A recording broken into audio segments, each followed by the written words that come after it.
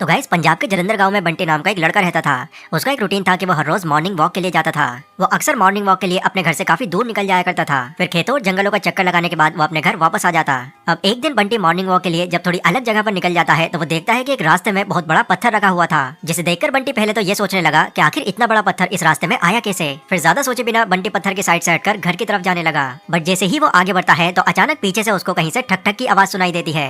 वो जब पीछे मुड़कर देखता है तो उसे एक बूढ़ा आदमी छेनी और हथौड़े से उस पत्थर पर चोट मारता हुआ दिखाई देता है ना। बंटी को ये चीज थोड़ी सी अजीब लगती है, पर अगेन वो इस पर ज्यादा ध्यान नहीं देता और अपने घर चला जाता है। अगले दिन जब बंटी मॉर्निंग वॉक के लिए आता है तब उसी रास्ते में वही बूढ़ा आदमी उसको फिर से दिखाई देता है, पर अगेन बंटी उन पर ध्यान नहीं देता और साइड से निकल जाता है। पर जब हर रोज वो उस बूढ़े आदमी को ऐसा करते हुए देखता है तो एक दिन वो उससे जाकर पूछ ही लेता है, बाबा आप रोजाना इस बड़े पत्थर पर चोट क्यों मारते हो? वो बूढ़ा आदमी कहता है, बेटा ये पत्थर रास्ते के बीचों बीच बहुत सालों से पड़ा हुआ है। मैं देखता हूँ कि इसकी वजह से लोगों को आने जाने में बहुत परेशानी होती है, इसीलिए मैंने ये सोच रखा है कि मैं इस पत्थर को हटा कर रहूंगा। तभी बंटी पूछता है, अच्छा आप ये काम कितने टाइम से कर रहे हैं? तो वो बूढ़ा आदमी बोलता है कि मैं लगभग 4 हफ्तों से ये काम कर रहा हूँ। बूढ़े आदमी के इतना कहते ही बंटी उस पत्थर को देखता है। इतने टाइम से इस पर चोट मारने के बाद भी उस पत्थर में कोई दरार नहीं आई थी। इसे देखकर बंटी ये सोचने लगता है कि शायद ये बूढ़ा आदमी सठिया गया है और बेकार में ही अपनी टाइम और एनर्जी यहाँ पर बर्बाद कर रहा है। वो ये सोचता है और घर चला जाता है। फिर अगले दिन जब उसी बूढ़े आदमी को वो वापस से उस पत्थर पर चोट मारता हुआ देखता है तो वो उनसे कहता है, बाबा जब आप देख ही रहे हैं कि इस पत्थर पर कोई फर्क नहीं पड़ रहा तो आप इस पत्थर पर चोट मारना अब बंद क्यों नहीं कर देते? बूढ़ा आदमी कहता है, नहीं बेटा मैं ये काम करना नहीं छोड़ूंगा, क्योंकि मुझे पता है कि ये पत्थर एक न एक दिन जरूर टूट जाएगा। बंटी को अब उस आदमी का ये पागलपन बहुत अजीब लगने लगता है और वो वहाँ से इरिटेट होकर वापस चला जाता है। फिर ऑफिस में काम ज्यादा बढ़ जाने की वजह से बंटी लगभग कुछ हफ्तों तक मॉर्निंग वॉक पर नहीं जा पाता। देन करीब 5 हफ्तों के बाद जब उसका काम कम होता है तो वापस से वो अपनी उसी नॉर्मल रूटीन में आ जाता है। मॉर्निंग वॉक करते वक्त जब बंटी उसी रास्ते से निकलता है तो वो देखता है कि वो बड़ा सा पत्थर अभी भी वहाँ पर रखा हुआ है, पर इस बार वहाँ पर वो बूढ़ा आदमी नहीं था। बंटी सोचता है कि वो शायद अपनी बेवकूफी से हार मान गया होगा और घर पर बैठ गया होगा, पर तभी उसको दोबारा से छेनी हथौड़े की आवाज सुनाई देने लगती है जो पत्थर के दूसरी तरफ से आ रही होती है। वो दूसरी तरफ जाकर देखता है तो अगेन उसको वहीं पर वो बूढ़ा आदमी मिलता है। बंटी उनसे कहता है, क्या बाबा आप भी क्यों इतने टाइम से मेहनत कर रहे हो? आप जब पता है कि आपसे इस पत्थर पर कोई फर्क नहीं पड़ रहा तो अपना टाइम क्यों खराब कर रहे हो आप? इस बार बूढ़ा आदमी बंटी को कोई जवाब नहीं देता और अपने काम में लगा होता है। जब बूढ़ा आदमी बंटी को कोई रिस्पांस नहीं देता तो बंटी वापस जाने लगता है, लेकिन जैसे वो थोड़ी ही दूर पर निकलता है तो तभी उसको बहुत जोर से कुछ गिरने की आवाज सुनाई देती है। वो पीछे मुड़ता है तो देखता है कि वो बड़ा सा पत्थर 2 टुकड़ों में टूट चुका है। ये देखकर बंटी चौंक जाता है। वो दोबारा से उस बूढ़े आदमी के पास जाता है और कहता है, अरे ये टूटा कैसे? क्या इस बार आपके पास कोई दूसरा हथौड़ा था या इसके लिए आपने कोई दूसरा तरीका आजमाया? वो आदमी कहता है, बेटा ऐसा कुछ नहीं है, मैं तो उतने टाइम से उसी तरह चोट कर रहा था जैसे मैं करता आ रहा था, पर बात यह है कि मैं तकरीबन 10 हफ्तों से इस पर कुछ चोट करता आ रहा हूँ। हालांकि इन हफ्तों में इस पत्थर पर असर नहीं दिख रहा था, लेकिन इस पर असर हो रहा था और इसी असर की वजह से ये पत्थर आज फाइनली टूट गया। अब इस सब के बाद बंटी को ये इनडायरेक्टली रियलाइज होता है कि छोटे छोटे एक्शंस आगे चलकर हमको कितना बड़ा रिजल्ट दे सकते हैं। देखो हम ह्यूमंस की शुरू से ये टेंडेंसी बनी हुई है कि हमें किसी भी काम का जल्दी रिजल्ट देखना ज्यादा अच्छा लगता है। फिर भले ही वो रिजल्ट किसी काम का हो, किसी गोल का हो या फिर किसी बिजनेस का हो, हम चाहते हैं कि बस जल्द से जल्द हमें इस चीज का रिजल्ट देखने को मिल जाए। और इसीलिए आपने देखा होगा कि लोग बहुत बड़े बड़े रिस्क लेकर अपना पैसा कहीं भी लगा देते हैं या जल्दी बॉडी बनाने के लिए अनहेल्दी सप्लीमेंट्स या फिर एस्टेरॉइड्स लेने लगते हैं। क्यों? जस्ट बिकॉज उनको रिजल्ट जल्दी चाहिए। पर कहीं ना कहीं वो ये बात भूल जाते हैं कि जल्दी में मिलने वाली चीजें जल्दी ही खत्म भी हो जाती हैं। वेल आज की इस वीडियो में मैं आपको छोटे छोटे स्टेप्स की उस वैल्यू के बारे में बताऊंगा जो एक्चुअल में आगे चलकर आपको बड़े रिजल्ट देगी। वो बड़े रिजल्ट्स जो आपका शॉर्ट टर्म तक नहीं बल्कि लॉन्ग टर्म तक साथ देंगे। तो आज की ये वीडियो आपके लिए बहुत ज्यादा इंपॉर्टेंट है, इसलिए बिना किसी और चीज से डिस्ट्रैक्ट हुए इस वीडियो की एक एक बात को बहुत ध्यान से देखना। So let's begin. तो पहला पॉइंट कहता है कि understand the result takes time. जब भी हम किसी काम को शुरू करते हैं तो काम शुरू करने से पहले ही या फिर थोड़ा बहुत करके ही हम ये सोचने लगते हैं कि बस जल्द से जल्द हमें इसके रिजल्ट्स दिखने लगे, पर इन रियलिटी ऐसा नहीं होता, क्योंकि किसी भी काम के रिजल्ट आने में टाइम लगता है और जब वो टाइम हम उस काम को दे नहीं पाते और वो पूरा नहीं हो पाता तो फौरन ही हम उससे हार मानकर उसको क्विट कर देते हैं।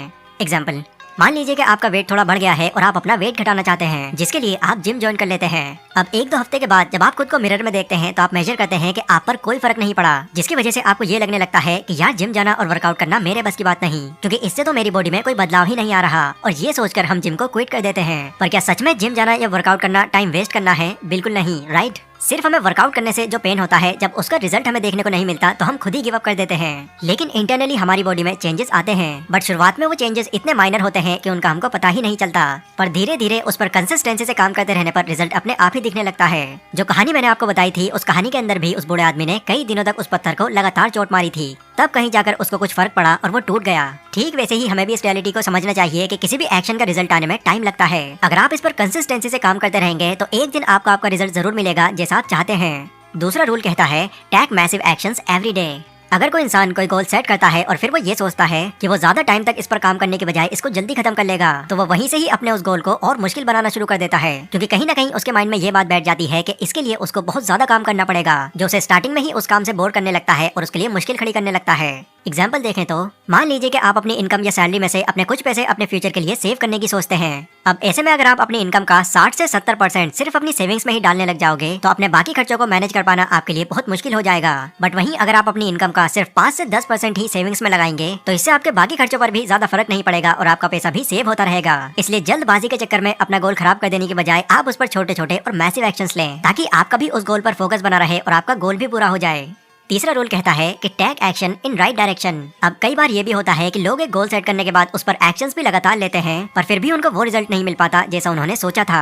ऐसा होता है क्योंकि उनके गोल की डायरेक्शन चेंज हो जाती है। मतलब गोल की स्टार्टिंग में तो आप कुछ और करते हैं, पर बाद में कुछ और ही करने लग जाते हैं। एग्जाम्पल देखें तो मान लीजिए कि आपने एक गोल सेट किया है कि आपको फाइनेंशियल फ्रीडम अचीव करनी है। अब इसके लिए आप अलग अलग तरह के इनकम सोर्स बनाने लग जाते हैं और वहाँ से जो भी पैसा आता है उसे भी आप कहीं और पर इन्वेस्ट कर देते हैं। तो अब जब आपके पास अलग अलग जगहों से पैसा आना शुरू हो जाता है, तो आप क्या करते हैं, उन पैसों को अपने फ्यूचर के लिए अलग रखने की बजाय आप उन पैसों से अपने शौक पूरे करने लगते हैं। तो क्या अब आपका गोल आपको फाइनेंशियल फ्रीडम तक पहुंचा सकता है? यस, कुछ लोगों को ये लगे कि अपने शौक पूरे करना और जो मन में आए करना, इसी को तो फाइनेंशियल फ्रीडम कहते हैं। बट इन रियलिटी आप अपने उस गोल तक कभी पहुंच ही नहीं पाओगे, क्योंकि अब आपका गोल दूसरी डायरेक्शन पकड़ चुका है, जहाँ एक तरफ आप अपने उस पैसे को ग्रो कर रहे हैं, वहीं दूसरी तरफ आप अपने उसी पैसे को उड़ा भी रहे हैं, जिस वजह से एट द एंड आपके पास उतना पैसा ही बच पाएगा जितना आपके पास शुरू से चल रहा था। इवन हर शौक पूरे करने की अगर आपको लत लग गई, तो आपके पास वो पैसा भी नहीं बचेगा। और ये रूल सिर्फ पैसों पर ही नहीं, बल्कि हर किसी चीज पर अप्लाई होता है। जैसे अगर आप फिट रहने के लिए एक्सरसाइज करते हैं और इसी दौरान आप जंक फूड भी खाने लग जाते हैं, तो आपने भले ही कैसा भी फिटनेस गोल सेट किया हो, उसका कोई रिजल्ट नहीं आएगा।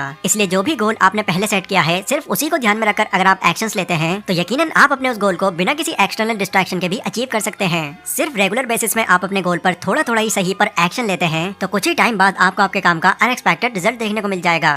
तो ये थी गाइस एक पूरी इन्फॉर्मेशन कि किस तरह आप अपने स्मॉल एक्शन से एक मैसिव रिजल्ट अचीव कर सकते हैं। इन पॉइंट्स को अगर मैं शॉर्ट में समराइज करूं, तो पहले रूल में हमने देखा था कि गोल चाहे कैसा भी हो, उसको पूरा होने में टाइम लगता है, और ये बात जितना जल्दी हो सके आपको एक्सेप्ट कर लेनी चाहिए, क्योंकि अगर आप अपने उस गोल को सही टाइम नहीं दे पाए, तो उसको पूरा ना होते हुए देखकर आप डिमोटिवेट हो जाएंगे और उसको क्विट कर देंगे।